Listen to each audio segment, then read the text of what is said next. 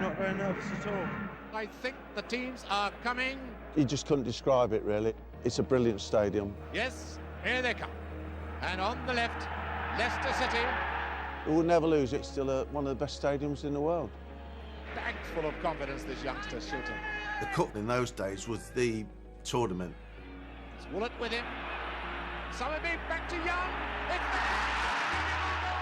scored by Young. I wanted to win so much because I remember going to the 63 Cup final when we lost 3-1 to Man United. I stood behind the goal and I remember I cried all the way home because I expected us to win. So I was really determined in 69 we were going to win, and we ended up getting beat 1-0 by Man City. And it's all over. I went to the 69 Cup final. I went on the train down from Leicester to London. Massive day out, but it ended up being the most heartbreaking day of a young man's life.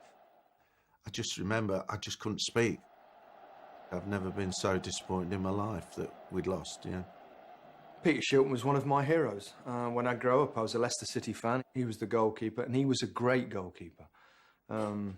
Unbelievably good. He could, his positional play, his all-round game, his shot-stopping, everything.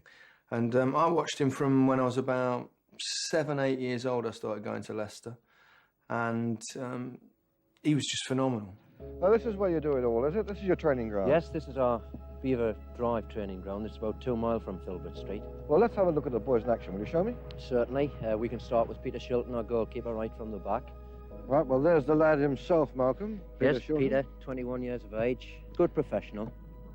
I mean, it was ironic how I made my debut for Leicester because I was still an apprentice, 16, and Gordon was away playing for England, and they didn't postpone the matches. I never forget, it was a full house, like 27,000, and there I am, sort of 2:30 of the game. I'm like washing the dressing rooms, putting the boots out, and putting my own kit out, and I left about 2:30, went home, had a bit of tea and a sleep, came back, played against Everton, won 3-0, had a solid game, made a couple of saves. The next morning, I'm back in the ground about 8 o'clock, cleaning all the boots and washing the kit. So it was a great experience, but also a great grounding. As soon as he had a chance of doing some extra work, getting some extra practice in, he would be down there doing it and working hard to better himself.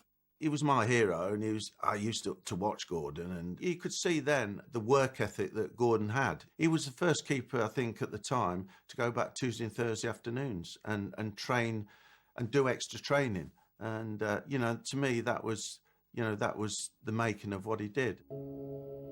When he became a professional, he wanted to make a name for himself and get in the first team to get the experience. And I did well. And there was a few clubs like sniffing around thinking, well, there's a situation here, although Peter Shilton's 17 and Gordon is England's goalkeeper, and a few clubs are interested in signing me. So he put the pressure on the club, saying that if he didn't get first team football, he wanted to leave the club, you see. And when I read this in the paper, I just started laughing.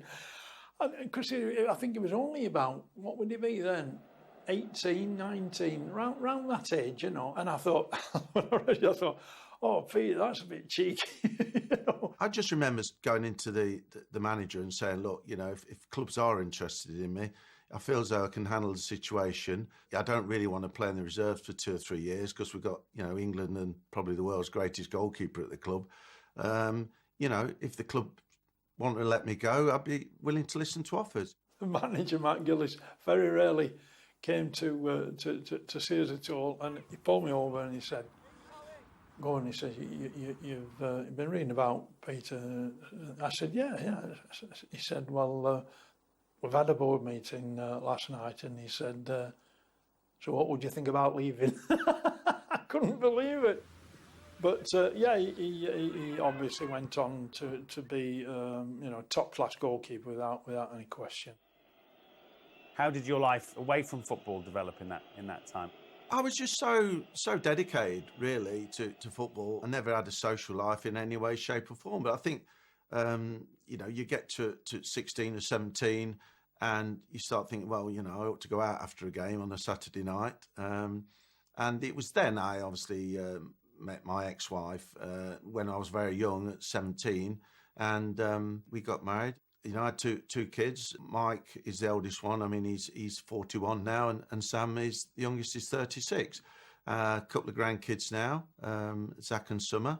And yeah, you know, you're obviously conscious at the time that, you know, they've got a famous father, but I mean, so did a lot of people, and it was just something I think when you're brought up, you get used to.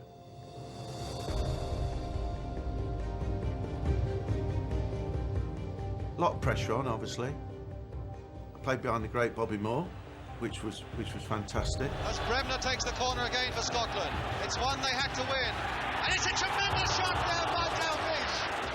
What a tremendous save that was from Peter Shilton. But the greatest performance in the world today was from the goalkeeper. Yes. England goalkeeper.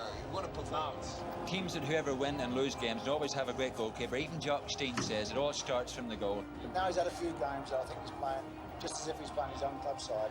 Peter Shilton, do you consider your performance in Wednesday's international your best for England? Well, I think it was the game when I had most to do for playing for England. On the whole, I think that the game against Scotland was my best game for England. We stand less than 24 hours from the most important game England have played in years, the World Cup qualifier against Poland at Wembley.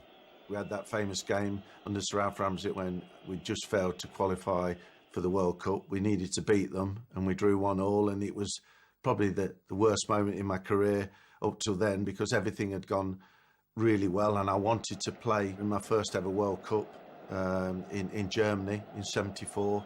The shot is on for Damaski. Oh, he scored! Damaski's got a goal! 1-0 Poland. A tragedy. Their goal wasn't a great goal. I allowed a shot to go under my body. We should have won 4 or 5. It was one of those games. It's over. It's all over. And for England, one of the blackest days they've ever had.